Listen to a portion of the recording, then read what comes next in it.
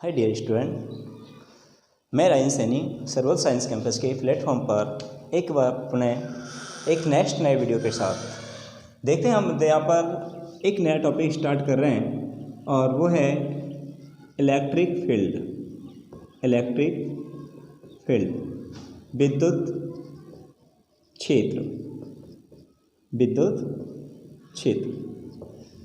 अपन जानेंगे विद्युत क्षेत्र क्या होता है और विद्युत क्षेत्र के लिए मैं एक एग्जांपल बात करते हैं, दोनों का डिफाइन करते हैं। विद्युत जैसे मैंने कहा ए विद्युत और एक क्षेत्र का मतलब होता है एक एरिया। जैसे मैंने कहा एक कोई क्षेत्र है, मैं एग्जांपल तौर पे आपको बताना चाहता हूँ। जैसे कोई राजा है और एक राजा का एक क्षेत्र होता है जिसमें उसका क्या रहता है, प्रभाव रहता है और उसमें एक कह सकते हैं दादागिरी चलती है। मैंने कहा एक कोई राजा है और उस राजा का एक क्षेत्र होता है जिसमें उसका क्या रहता है, प्रभाव रहता है। कुछ लोग ऐसे भी होंगे उससे चिढ़ते भी हैं, कुछ लोग ऐसे होते हैं कि उनकी ओर आकर्षित भी होते हैं। तो अपन बात करते हैं, ये पहली बात तो राजा यहाँ पे कौन है, आवेश है। कौन है, आवेश। मैंने कहा ये आवेश है और इस आवेश के ये आवेश है और ये आवेश के चारों ओर का क्षेत्र है, चारों ओर का क्षेत्र। आपको पता है मैंने कहा ये आवेश क्या है, यहाँ राजा है और राजा का इसके चारों ओर क्या रहता है, एक प्रभाव रहता है। देखें तो इधर को भी इस प्रभाव रहेगा और इधर को भी प्रभाव रहेगा और इधर को भी प्रभाव रहेगा और यहाँ भी प्रभाव रहेगा नहीं रहेगा। इस तरह से बात करें अपन, प्रभाव, मैंने कहा प्रभाव रहता है। बात समझ में आई? ठीक है। एक परिभाषा तो अपन दे सकते हैं कि किसी आवेश के चारों ओर का वह क्षेत्र, किसी, मैंने कहा कोई आवेश है और ये आवेश की चारों ओर का क्या है, क्षेत्र है जिसमें उसका क्या रहता है, प्रभाव रहता है, उसे विद्युत क्षेत्र कहते हैं। तो परिभाषा समझ में होगी। तो परिभाषा एक का मैं यहाँ पर बात करते हैं परिभाषा और आराम से नोट कर सकते हैं। तो मैंने कहा किसी आवेश के चारों ओर का वह क्षेत्र जिसमें उसका प्रभाव रहता है, मतलब जिसमें आवेश का क्या रहता है भैया, प्रभाव रहता है, उसे विद्युत क्षेत्र कहते हैं, उसे विद्युत क्षेत्र कहते हैं। परिभाषा क्लियर हो गई होगी कि मैंने कहा किसी आवेश के चारों ओर का वह क्षेत्र जिसमें आवेश का प्रभाव रहता है, कहता है आवेश का प्रभाव रहता है। और अपने एक और परिभाषा देने जा रहे हैं। जैसे यहाँ पे मैंने कोई प्रेक्षण आवेश रखा, टेस्टिंग चार्ज Q0 रखा, प्रेक्षण आवेश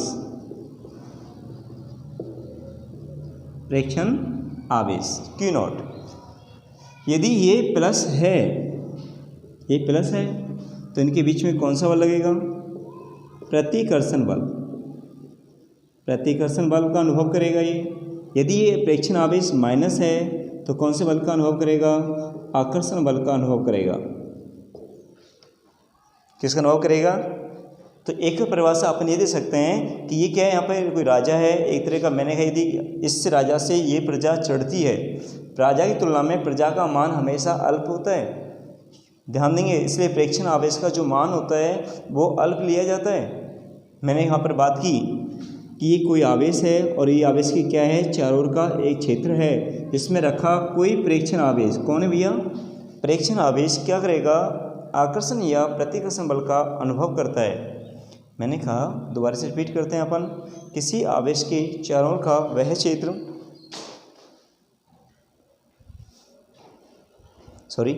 मैंने कहा किसी आवेश के चारों ओर का वह क्षेत्र जिसमें उसका क्या रहता है, प्रभाव रहता है, उसे विद्युत क्षेत्र कहते हैं। अथवा में एक और परिभाषा हम बात करते हैं, और किसी आवेश के चारों ओर का वह क्षेत्र जिसमें रखा प्रेक्षण आवेश आकर्षण या प्रतिकर्षण बल का अनुभव करता है, उसे विद्युत क्षेत्र कहते हैं। मैंने परिभाषा समझाई थी आपको। मैंने कहा किसी आवेश के चारों ओर का वह क्षेत्र जिसमें रखा कोई प्रेक्षण आवेश आकर्षण या प्रतिकर्षण बल का अनुभव करता है उसे विद्युत क्षेत्र कहते हैं। तो यहाँ पे दूसरी परिभाषा आपके सामने है और यहाँ पे डिफाइन करते हैं। तो मैंने कहा अथवा में किसी आवेश के चारों ओर का वह क्षेत्र जिसमें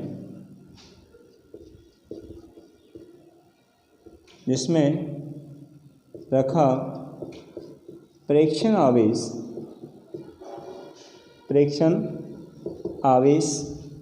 आकर्षण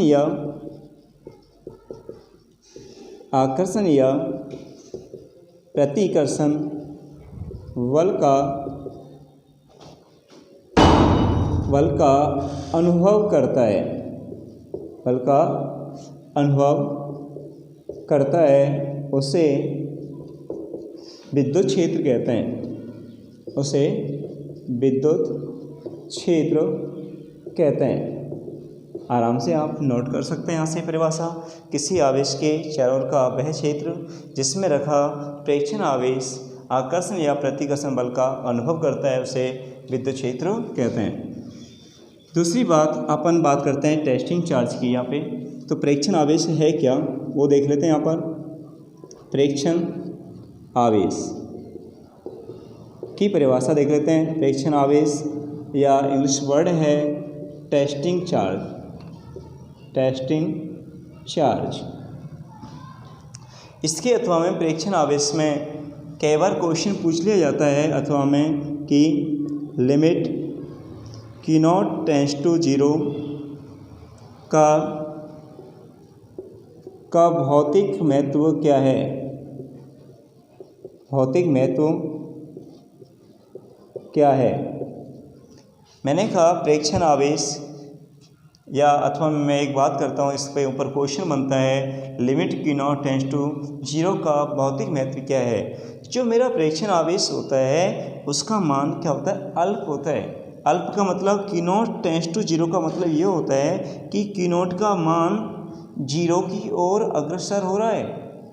Q0 का मान किधर जा रहा है, 0 की ओर, मतलब 0 नहीं है, 0 की ओर जा रहा है। इसका मतलब क्या है, बहुत अल्प मान है इसका। तो इसका भौतिक महत्व क्या है, तो आपको इस परिभाषा के बाद यहाँ पर समझ में आना चाहिए। इसका आंसर लिखेंगे अपन। पहले तो अपन इसकी परिभाषा दे दें। यहाँ पे प्रेक्षण आवेश क्या होता है, जैसे नाम से मालूम है टेस्टिंग चार्ज। टेस्टिंग मतलब टेस्ट करेगा, प्रेक्षण करेगा। तो अपन जिस प्रेक्षण के लिए किसका प्रेक्षण करेगा, टेस्ट करेगा। अभी अपन क्या पढ़ रहे हैं यहाँ पे, विद्युत क्षेत्र का किस करेगा। तो अपनी परिभाषा देखें तो परिभाषा बहुत सिंपल है। तो मैंने कहा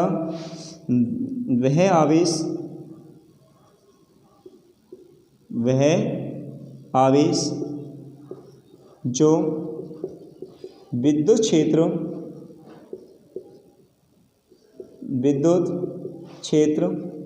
के प्रेक्षण के लिए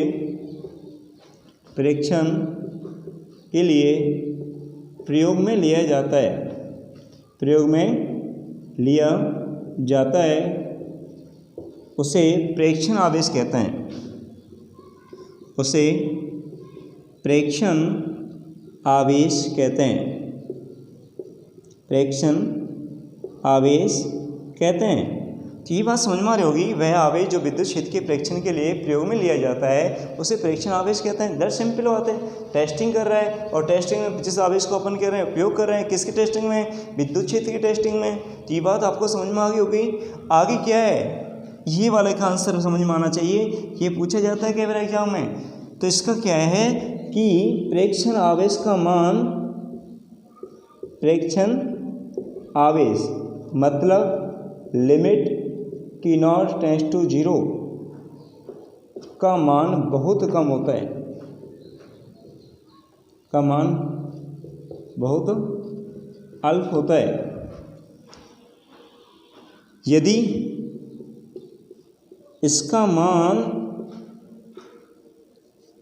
मैं इसका मान अधिक होता, इसका मान कैसा होता, अधिक होता, तो यह किसको, मूल आवेश को प्रभावित करता। तो यह है मूल आवेश को प्रभावित करता। ठीक है, आंसर समझ में आया होगा। इसलिए लिमिट की नोट टेंड्स टू 0 का मान अल्प रखा क्यों जाता है? यदि इसका मान अधिक होता तो ये मूल आवेश को क्या करता, प्रभावित करता। एक तरह के अपन एग्जाम्पल कहें, यदि कोई प्रजा में आदमी शक्तिशाली हो जाए तो वो राजा का प्रभाव को कम कर देता है। इसलिए हमेशा राजा अपनी प्रजा को क्या रखता है, कमज़ोर रखता है, कह सकते हैं कम ताकतवर होती है राजा की तुलना में। इसलिए यहाँ भी लिमिट की नोट टेंड्स टू का बहुत ही महत्व यही है। इसका मान क्या होता है, अल्प होता है। अल्प होने के कारण ये मूल आवेश को प्रभावित नहीं करता है। ठीक है, तो ये आपको क्वेश्चन समझ में आए होंगे। आगे मैं बात करता हूँ नेक्स्ट, विद्युत क्षेत्र के प्रकार। विद्युत क्षेत्र के प्रकार, तो ध्यान देंगे, यह आराम से आपको PDF मिल जाएगी इन टॉपिकों की और साथ में अटैच होगी सब पूरे चैप्टर की यहाँ पर। तो आप प्लीज़ नोट्स बना लें अपना। आगे मैं बात करना चाहता हूँ यहाँ पे विद्युत क्षेत्र के प्रकार। विद्युत क्षेत्र के प्रकार, देखिए मैं राजस्थान बोर्ड के अकॉर्डिंग बात करते हैं, RBSc पढ़ रहे हैं अपन, और राजस्थान बोर्ड के अकॉर्डिंग बात करें तो यहाँ पर केवल 2 प्रकारों का उल्लेख किया गया है, एक समरूप विद्युत क्षेत्र और एक असमरूप विद्युत क्षेत्र। जबकि विद्युत क्षेत्र 4 प्रकार के होते हैं, परिवर्ती विद्युत क्षेत्र और एक अपरिवर्ती विद्युत क्षेत्र भी होता है। तो मैं यहाँ पर दोनों को डिफाइन नहीं करने वाला, बट यहाँ पर अपन केवल 2 को डिफाइन करना है। और राजस्थान बोर्ड में 2009 की मैं बात करना चाहूँ तो एक बार क्वेश्चन आया हुआ है कि विद्युत क्षेत्र किसे कहते हैं और विद्युत क्षेत्र के प्रकारों को समझाइए। मैंने दोबारा से रिपीट करना चाहूँगा, क्वेश्चन आया हुआ था राजस्थान बोर्ड 2009 में कि विद्युत क्षेत्र किसे कहते हैं, विद्युत क्षेत्र के दोनों प्रकारों को समझाइए। तो नंबर 1 है हमारा समरूप विद्युत क्षेत्र। मैंने कहा राजस्थान बोर्ड में केवल 2 का ही उल्लेख है यहाँ पर, समरूप विद्युत क्षेत्र। जैसे नाम से मालूम पड़ रहा है समरूप, मतलब हर जगह इसका रूप कैसे होगा, समान होगा। रूप का मतलब मान और दिशा दोनों कैसे होंगे, इसके एक जैसे होंगे। तो इसी प्रकार समरूप विद्युत क्षेत्र को बात में डिफाइन करूं तो ये समझ में आ रहा होगा, ये प्लस है ये माइनस है। तो विद्युत क्षेत्र रेखाएं ऐसे जाएंगी, बिल्कुल समरूप विद्युत क्षेत्र को अपन व्यक्त करेंगे समांतर विद्युत क्षेत्र रेखाओं के द्वारा। ऐसे मैंने विद्युत क्षेत्र रेखाओं के द्वारा व्यक्त किया है। तो प्रत्येक बिंदु पे, जैसे मैंने एक बिंदु A लिया, एक बिंदु B लिया है, एक बिंदु जैसे मैंने क्या लिया है यहाँ पे C। तो देखो यहाँ और यहाँ सभी जगह इनका मान, विद्युत क्षेत्र को अपन व्यक्त करते हैं कैपिटल E से।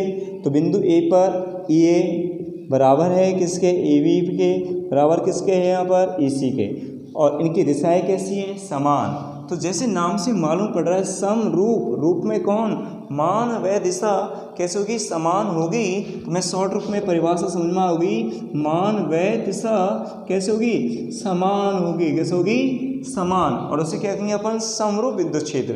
तो परिभाषा कैसे बना सकते हैं, ऐसा विद्युत क्षेत्र, क्या, ऐसा विद्युत क्षेत्र जिसमें प्रत्येक बिंदु पर, ऐसा विद्युत क्षेत्र जिसमें प्रत्येक बिंदु पर विद्युत क्षेत्र का मान व दिशा एक समान होती है, मान व दिशा एक समान होती है, उसे समरूप विद्युत क्षेत्र कहते हैं। आई होप समझ में आई होगी परिभाषा, आराम से लिख सकते हैं। ऐसा विद्युत क्षेत्र जिसमें प्रत्येक बिंदु पर विद्युत क्षेत्र का मान व दिशा कैसी होती है भैया, एक समान होती है, उसे समरूप विद्युत क्षेत्र कहते हैं। दूसरा नंबर 2, जैसे नाम से मालूम पड़ रहा होगा असमरूप विद्युत क्षेत्र। ठीक है, असमरूप विद्युत क्षेत्र। असमरूप विद्युत क्षेत्र की बात करते हैं, और है क्या असमरूप विद्युत क्षेत्र की बात करते हैं। मैंने कहा है क्या, वो अपन जानते हैं। असमरूप मतलब असमान। जैसे मैंने कहा इसे तो व्यक्त करते हैं अपन वक्रीय विद्युत क्षेत्र रेखाओं के द्वारा। ऐसे आगे अपन विद्युत क्षेत्र रेखाएं पढ़ाएंगे इसके बाद ही। तो देखें जैसे बिंदु ए लिया, कोई बिंदु मैंने यहाँ बी लिया है, तो अपन कह सकते हैं सी। तो यहाँ तीनों बिंदुओं पर विद्युत क्षेत्र का मान और वह दिशा कैसे नहीं होगी भैया, समान नहीं होगी। कैसे नहीं होगी, समान नहीं होगी, और उसे असमरूप विद्युत क्षेत्र कहेंगे। तो आपको समझ में आ गया होगा, मान व दिशा कैसे हैं, असमान। कैसे होंगे इसके, असमान। तो उसे क्या कहेंगे अपन, असमरूप विद्युत क्षेत्र। तो दोनों डिफाइन कर रहा हूँ। समरूप विद्युत क्षेत्र कैसा होगा, मैंने कहा ऐसा विद्युत क्षेत्र, ऐसा विद्युत क्षेत्र जिसका मान व दिशा कैसे होते हैं, असमान होते हैं। कैसे होते हैं भैया, असमान होते हैं, उसे असमरूप विद्युत क्षेत्र कहते हैं। तो आगे मैंने कहा, आगे परिवर्ती विद्युत क्षेत्र, आगे अपरिवर्ती, परिवर्ती में आने विद्युत क्षेत्र चुंबकीय तरंग वाला ऐसे बना सकते हैं अपन, ठीक है। और अपरिवर्ती में इस तरह से आ जाएगा, ठीक है। तो अपन इन पे डिस्कशन नहीं करना चाहते और आगे है भी नहीं है अपने सिलेबस में। तो मैं अपन टू द पॉइंट बात करते हैं। दो प्रकार के हैं, दोनों मेरे समझ में आई होगी आपको, समरूप विद्युत क्षेत्र और असमरूप विद्युत क्षेत्र। आगे मैं पढ़ता हूँ नेक्स्ट टॉपिक, विद्युत क्षेत्र की रेखाएं। अगला टॉपिक इम्पोर्टेंट है। अगला जो टॉपिक है यहाँ पर, विद्युत क्षेत्र रेखाएं। विद्युत क्षेत्र रेखाएं, electric field line, electric field line. ध्यान देंगे, मैंने कहा अगला टॉपिक है यहाँ पर विद्युत क्षेत्र रेखाएं, इलेक्ट्रिक फील्ड लाइन। उसे विद्युत बल रेखा भी कहते हैं, बट हमारे एनसीईआरटी किताब में स्पष्ट कर दिया गया है अपन इनको विद्युत बल रेखाएं नहीं कह सकते। इसका तर्क मैं दूंगा आपको प्रॉब्लम क्लास में, ठीक है। मैं वीडियो पे नहीं बताना चाहता इस बात को, मैं इसका तर्क आपको दूंगा कहाँ पे, जब आपकी क्लास होगी। प्लीज़ आप इसे प्रॉब्लम में याद रखना। मैंने कहा इन्हें विद्युत बल रेखाएं क्यों नहीं बोलते, बस आपको इसका आंसर खोज के रखना है, ठीक है। विद्युत क्षेत्र रेखाओं की जो खोज की थी, विद्युत बल रेखाओं का नाम दिया था माइकल फैराडे ने। तो अपन बात करते हैं इसकी परिभाषा पे। क्वेश्चन अधिकतर जो आते हैं इसके इस तरह से बनता है कि विद्युत क्षेत्र रेखाएं किसे कहते हैं, इसके कोई 2 या 4 गुणधर्म, मैक्सिमम कितना पूछेगा आपसे, 2 या 4 गुणधर्म लिखिए। तो बात करते हैं विद्युत क्षेत्र रेखाएं। तो पहली बात है किसकी रेखाएं, विद्युत क्षेत्र की। जैसे मैं बात करता हूँ, ये कोई विद्युत क्षेत्र, ये विद्युत क्षेत्र पहला वर्ड, तो मैंने एक विद्युत क्षेत्र है, ये क्या है जी, विद्युत क्षेत्र। जैसे आपने कहा कोई खेत है और उस खेत में किसी सांड को अपन खुला छोड़ दें, सॉरी वर्ड यूज नहीं करना चाहिए मेरे को, निकल गया मुँह से, किसी हमने जानवर को छोड़ दिया। अपन जैसे उसमें छोड़ दें तो उसे अपन जिधर बल लगाएंगे वो दिशा में चलता जाएगा। उसी प्रकार अपन मान लेते हैं यहाँ पे कि नॉट बराबर मैंने 1 कूलम लिया, और वो भी किसका, प्लस का, माइनस भी ले सकते हैं अपन, ऐसी बात नहीं। बट यहाँ परिभाषा मेरे को लेके मैं डिफाइन कर रहा हूँ, वो भी किसका है, प्लस का, और 1 है। 1 का मतलब सब जानते हैं जी, एकांक है, और एकांक कैसा है, धनावेश। कैसा है जी, धनावेश। कैसा है, एकांक धनावेश है।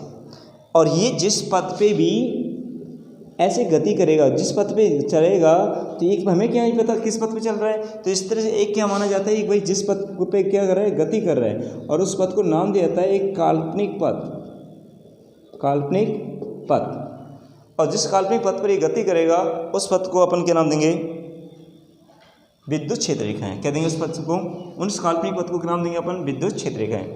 तो ध्यान दोगे। तो मैंने कहा किस में छोड़ा है इसको, पहली बात तो किसी विद्युत क्षेत्र में, किसको भैया, एकांक धनावेश को क्या करने के लिए, गति करने के लिए अपन स्वतंत्र छोड़ते हैं। तो वह जिस काल्पनिक पथ पर क्या करेगा, गति करेगा, उस पथ को विद्युत क्षेत्र रेखाएं कहते हैं। तो परिभाषा दोबारा रिपीट करना चाहूँगा। तो परिभाषा क्या भैया, सुनोगे आराम से। मैंने कहा किसी विद्युत क्षेत्र में किसको, एकांक धनावेश को। भाई विद्युत क्षेत्र है तो उस पर क्या लगाएगा, वो विद्युत बल लगाएगा, और विद्युत बल लगाएगा तो क्या रहेगा, उस पर गति करेगा, और जिस पथ पर गति करेगा उस पथ के काल्पनिक पथ को अपन कहेंगे विद्युत क्षेत्र रेखाएं। कैसे, विद्युत क्षेत्र रेखाएं। तो मैंने कहा जब किसी विद्युत क्षेत्र में एकांक धनावेश को क्या करते हैं अपन, स्वतंत्रता पूर्वक क्या करते हैं, गति कराते हैं, और वह जिस काल्पनिक पथ पर क्या करता है, गति करता है, उसे विद्युत क्षेत्र रेखाएं कहते हैं। उसे अपन कहेंगे भैया पर विद्युत क्षेत्र रेखाएं कहते हैं। दोबारा रिपीट करना चाहूँगा परिभाषा को, दोबारा रिपीट करना चाहूँगा परिभाषा को। मैंने कहा किसी विद्युत क्षेत्र में एकांक धनावेश को गति करने के लिए स्वतंत्रतापूर्वक छोड़, या अपन कह सकते हैं, दोबारा रिपीट कर लें एक बार लाइन, बहुत सिंपल है परिभाषा, ज़्यादा रट्टा नहीं मारें भाई। ये मैंने कहा विद्युत क्षेत्र है और किसी विद्युत क्षेत्र में मैंने एकांक धनावेश को क्या करा, एकांक धनावेश स्वतंत्रतापूर्वक जिस काल्पनिक पथ पर क्या कर रहा है, गति कर रहा है, उस पथ को कहेंगे अपन विद्युत क्षेत्र रेखाएँ कहते हैं। तो परिभाषा समझ में होगी, किसी विद्युत क्षेत्र में, किसी विद्युत क्षेत्र में, विद्युत क्षेत्र में ध्यान देंगे, किसी विद्युत क्षेत्र में एकांक धनावेश, एकांक धनावेश स्वतंत्रतापूर्वक जिस काल्पनिक पथ पर, काल्पनिक पथ पर गति करता है, उसे गति करता है, उसे क्या कहेंगे भैया, विद्युत क्षेत्र रेखाएं कहते हैं। विद्युत क्षेत्र रेखाएं कहते हैं। परिभाषा समझ में आ गई होगी। मैंने कहा किसी विद्युत क्षेत्र में एकांक धनावेश, क्या भैया, किसी विद्युत क्षेत्र में एकांक धनावेश स्वतंत्रतापूर्वक जिस काल्पनिक पथ पर गति करता है उसे विद्युत क्षेत्र रेखाएं कहते हैं। ठीक है, आई होप आपको परिभाषा डेफिनेशन समझ में आई होगी। इसकी बहुत परिभाषा है, बहुत आसान परिभाषा इसकी डेफिनेशन है, तो मैंने आपको दी है, तो आराम से नोट कर सकते हैं। आगे मैं डिस्कशन करना चाहूँगा इसके बारे में, थोड़ा सा ज़्यादा नहीं बात करना चाह रहा मैं इस पर, क्योंकि टाइम का थोड़ा अभाव है हमारा, यहाँ पे थोड़ा सा समय अंधेरा होता जा रहा है, तो प्लीज़ एक लाइट का इशू रहेगा, मैं उसको लेके तो आगे हम बात करेंगे इसके गुणधर्म पर। जल्दी से देख लेते हैं अपन विद्युत क्षेत्र रेखाओं के गुणधर्म। कुछ गुणधर्म रह जाएंगे शायद, तो मैं अगले नेक्स्ट वीडियो में क्लियर कर पाऊँगा। यहाँ पे ध्यान देंगे कितना विद्युत क्षेत्र रेखाओं के गुणधर्म डिस्कस कर लेते हैं एक बार। प्रॉपर्टी ऑफ विद्युत क्षेत्र रेखाओं के गुणधर्म। देखिए जितने गुणधर्म हो जाएंगे मैं इतना तक करा दूंगा, अगले नेक्स्ट वीडियो में अपन देखेंगे, तो ध्यान दोगे। विद्युत क्षेत्र रेखाओं के गुणधर्म। Property of electric field line. Property of electric field line. Number 1, जैसे मैंने कहा कोई एक धनावेश है, एक धनावेश है जिसके लिए वो कई बार क्वेश्चन लिख देता है Q ग्रेटर देन 0 के लिए विद्युत क्षेत्र रेखाओं का चित्रण कीजिए। तो कितना है जी, 1। जैसे प्लस Q आवेश है और विद्युत क्षेत्र रेखाएं पृष्ठ के लंबवत किधर को जाती हैं, ये अनंत की ओर जाती हैं। किधर जाती हैं भैया, अनंत की ओर जाती हैं। ऐसे अपन बनाएंगे, पृष्ठ के लंबवत जाती हैं, पृष्ठ के क्या जाएंगे, लंबवत। तो चित्रण करवाता है वो कई बार, और क्वेश्चन क्या बनता है उसका, मैंने यहाँ पे दोबारा से रिपीट कर लूँगा कि Q ग्रेटर देन 0 के लिए विद्युत क्षेत्र रेखाओं का चित्रण कीजिए। विद्युत क्षेत्र रेखाओं का चित्रण कीजिए। दोबारा रिपीट करेंगे, ध्यान देंगे यहाँ पर। मैंने कहा Q greater than 0, Q greater than 0, repeat करेंगे, ध्यान देंगे, समझेंगे यहाँ पे। मैंने कहा एक है, कितना है भैया, Q ग्रेटर देन 0, तो मैंने कहा कितना है, धनावेश है, एकल धनावेश। और आपने स्थिर वैद्युतिकी पढ़ रहे हैं, क्योंकि एकल धनावेश का अस्तित्व है स्थिर वैद्युतिकी में, और एकल ऋणात्मक आवेश का भी अस्तित्व है। तो एकल धनावेश इसका मतलब है Q ग्रेटर देन 0, 0 से बड़ा है। तो मैंने कहा उसके लिए जो विद्युत क्षेत्र रेखाएं हैं वो पृष्ठ के लंबवत क्या जाती हैं, अनंत की ओर गमन करती हैं। क्या जाती हैं भैया, अनंत की ओर गमन करती हैं। तो मैंने कहा एकल धनावेश के कारण विद्युत क्षेत्र रेखाएं पृष्ठ के लंबवत क्या जाती हैं, अनंत की ओर गमन करती हैं। नंबर 2,